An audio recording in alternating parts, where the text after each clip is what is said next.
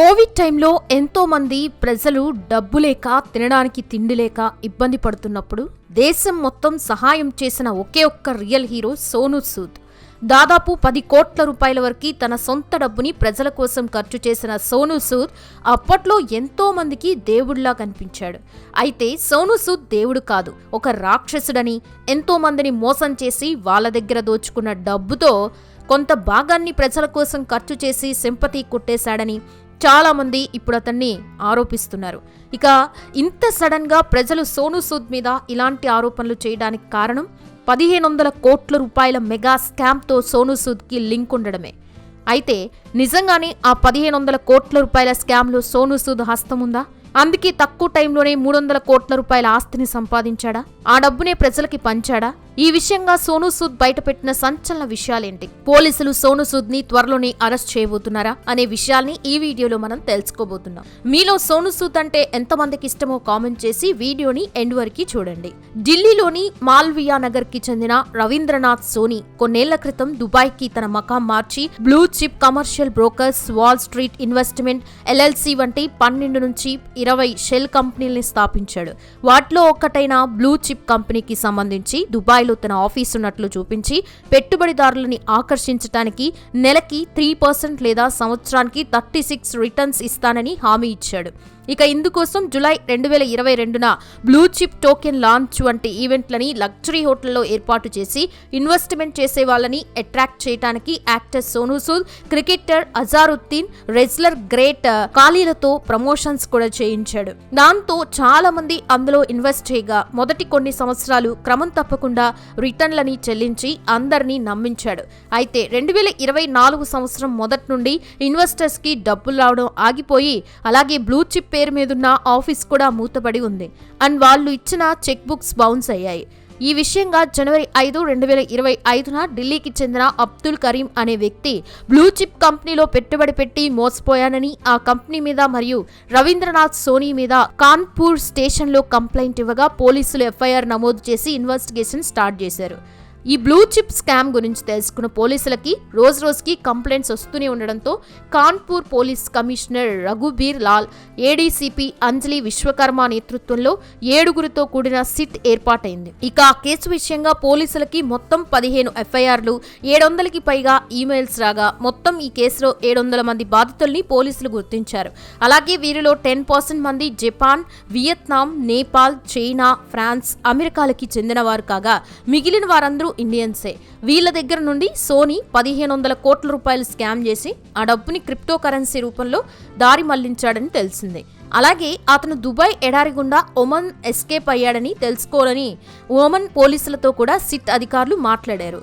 ఇక సోనీ గురించి అధికారులు గాలిస్తూ ఉండగా అతను డెహ్రాడూన్లోనే ఉన్నాడని తెలిసి పోలీసులు అక్కడ మొత్తం గాలించి అతన్ని ఎక్కడ ఉన్నాడు అని వెతికే పనిలో పడ్డారు. అలా నవంబర్ 30, 2025న ఒక ఫుడ్ డెలివరీ ఆర్డర్ ద్వారా పోలీసులు సోనూని ట్రాక్ చేసి పట్టుకున్నారు. దాంతో సోనీ గత కొద్ది రోజులుగా పోలీసులు రిమాండర్లోనే ఉండగా ఇతనికి సహకరించిన గుర్మీత్, దర్వేష్, హితేష్, అభిషేక్ సింగిల్, సురేంద్ర, మధుకరావు, దుద్వాడ్కర్, రితు పరిహార్, జార్జ్, సురేంద్రనాథ్ దాస్లకి కూడా పోలీసులు నోటీసులు పంపించారు. ఇక ఈ బ్లూ చిప్ కంపెనీ కోసం సోనూ సూద్, అజారుద్దీన్, గ్రేట్ ఖాళీలు ప్రమోషన్స్ చేయగా స్కామ్ లో మోసపోయిన వారు ఆ సెలబ్రిటీల్ని చూసే తాము ఆ కంపెనీలో పెట్టుబడులు పెట్టామని చెప్పారు. ఇక ఈ న్యూస్ చిన్నగా న్యూస్ ఛానల్స్ లోను, సోషల్ మీడియాలోనూ రాగా కోవిడ్ టైంలో ఎంతో మందిని ఆదుకున్న సోనూ సూద్ డబ్బు కోసం ఇంతమందిని మోసం చేశాడా? ఆ డబ్బుతోనే ప్రజలకు సహాయం చేశాడా అంటూ ట్రోల్స్ మొదలయ్యాయి. ఇక ఈ కేసు గురించి విచారణకి రావాలని పోలీసులు సోనూ సూద్ కి నోటీసులు కూడా పంపగా ఈ విషయం గురించి సోనూ సూద్ మాట్లాడుతూ, బ్లూ చిప్ కంపెనీలో నేను ఎటువంటి పెట్టుబడులు పెట్టలేదు, నాకు అందులో ఏ వాటా కూడా లేదు, నేను వాళ్ళ ఈవెంట్కి జస్ట్ ప్రమోషన్ కోసమే వెళ్ళాను, ఆ డబ్బు కూడా నాకు ఇప్పటివరకు ఆ కంపెనీ ఇవ్వలేదు. ఒక రకంగా చెప్పాలంటే నేను కూడా ఆ బ్లూ చిప్ కంపెనీ బాధితుడినే. ఈ విషయంగా పోలీసులకి నా ఫుల్ సపోర్ట్ ఉంటుందని సోనూ సూద్ చెప్పాడు. దాంతో చాలా మంది అతని మాటలకి రియలైజ్ అయ్యి కోవిడ్ టైంలో ఎవరు ఆదుకోనప్పుడు దేవుళ్లా కొన్ని లక్షల మందికి సహాయం చేసిన సోనూ సూద్ ప్రజల్ని మోసం చేసే పని అస్సలు చేయడంటూ నమ్ముతున్నారు. జూలై 30, 1973న పంజాబ్లోని మోగాలోని ఒక పంజాబీ కుటుంబంలో జన్మించిన Sonu Sood alias Sonu Chandrashekhar Sood Sindh and Punjab province కి చెందిన బ్యాక్గ్రౌండ్ నుండి వచ్చాడు. అతని తండ్రి శక్తి సాగర్ సూద్ ఫ్యాబ్రిక్స్ మరియు కాంట్రాక్టింగ్ బిజినెస్ చేసేవాడు. కాగా తల్లి సరోజ్ సూద్ ఒక స్కూల్ టీచర్.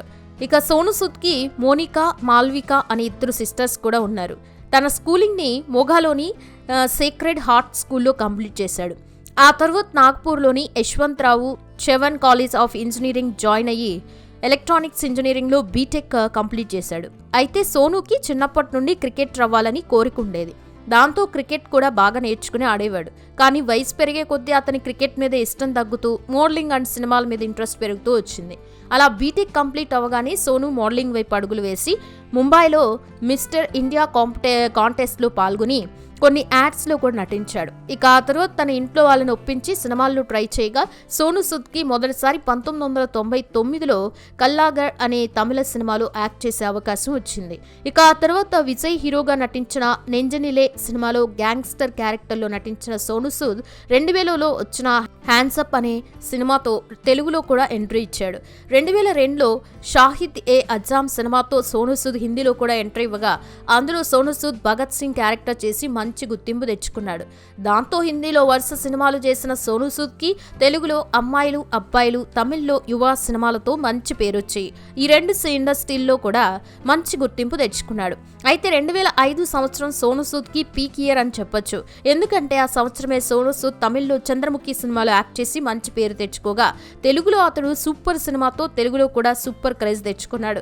దాంతో అన్ని లాంగ్వేజెస్లో వరుస సినిమాలు చేస్తున్న సోను సూద్ కెరీర్ని 2009లో వచ్చిన అరుంధతి సినిమా ఒక్క రేంజ్కి తీసుకెళ్లిపోయింది.